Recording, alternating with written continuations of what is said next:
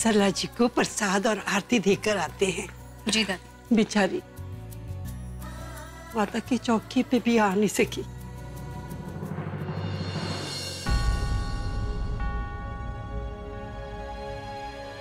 अरे दादी, सरला आंटी जी कहाँ गई? वही तो, अकेले वो कहाँ जा सकती है? पता नहीं दादी, अभी थोड़ी देर पहले तो यहीं पे थी। मैं आई थी उन्हें देखने, तब तो काफी डरी और परेशान लग रही थी। हाँ तो फिर अकेले क्यों छोड़ दिया? नहीं दादी, मैंने अकेला नहीं छोड़ा। पूरब भैया थे उनके साथ, मतलब डोर के बाहर ही खड़े हुए थे। पूरब, पूरब, क्या हुआ? आप पूरब को बुला रहे हो? कुछ जरूरी काम था? सरला जी कमरे में नहीं है। सरला आंटी कहाँ जा सकती हैं अकेले? पूरब, आकाश तुम प्लीज पूरब भैया को फोन करो ना और उनसे पूछो कि कहाँ है वो। रचना मैं फोन करता हूँ। दादी आप टेंशन मत लो। सरला आंटी अपने कमरे से गायब है। कहीं सब में तनु का हाथ तो नहीं है? अगर ऐसा है ना तो मिताली ये मौका बहुत अच्छा है तनु को फंसाने का। शायद नेटवर्क में नहीं है। तो क्या करें? दादी मैं क्या कह रही थी कि ये सरला आंटी यहाँ पर नहीं है तो क्यों ना हम प्रज्ञा को फोन करके बता दें कि सरला आंटी गायब है अपने कमरे से। दादी मेरे ख्याल से मिताली भाभी ठीक कह रही है। नहीं, प्रज्ञा भाभी को फोन करने दो। वो जरूरी काम के लिए गई है, परेशान हो जाएगी। पहले हम खुद सरला जी को ढूंढते हैं। और हाँ, अभी कभी कोई नहीं बताएगा। जब सरला जी हमको नहीं मिलेंगे ना तब हम उन्हें बोलेंगे।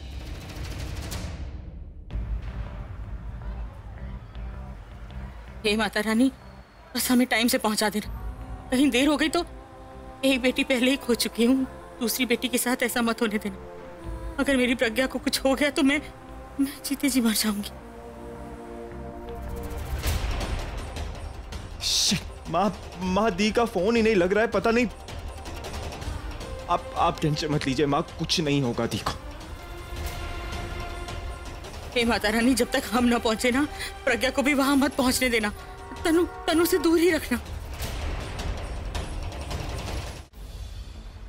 क्या करूं, बाहर जाऊं या नहीं? अगर तनु ने मुझे मारने का प्लान बना रखा हो तो? पर जाना तो पड़ेगा। अगर नहीं गई तो मुझे तनु के खिलाफ सबूत नहीं मिलेगा। अगर ये खतरा उठा के ही मेरा इनसे मिलना लिखा है तो मैं ये खतरा जरूर उठाऊं।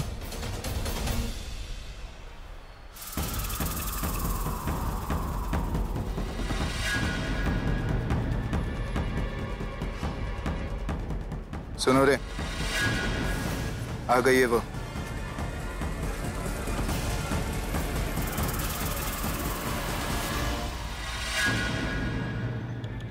जब तनु से मेरी बात हो ही चुकी है तो अब क्यों छुप रही है? ये कहाँ है?